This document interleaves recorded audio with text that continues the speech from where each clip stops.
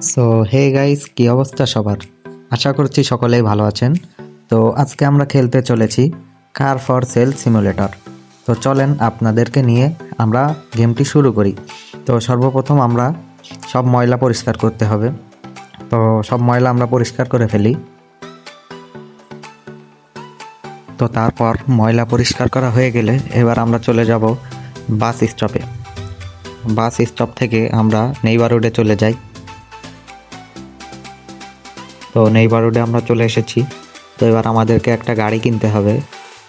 তো এইখানে সব কিছু দেখানো হচ্ছে কিভাবে কি করতে হয়।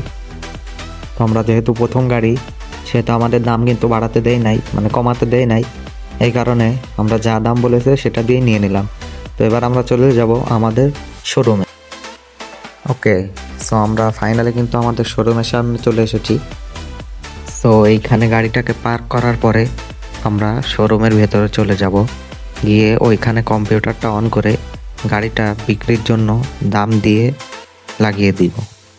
তো আমি কম্পিউটারটা ওপেন করলাম। এবার গাড়িটার এখানে নট ফর সেল দেওয়া, ওইটাকে সেলে দিতে হবে।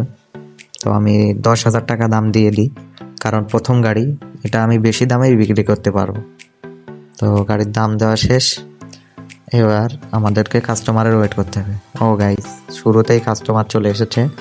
তো চলেন কাস্টমারের সাথে কথা বলে দেখি তারা কেমন দাম বলে।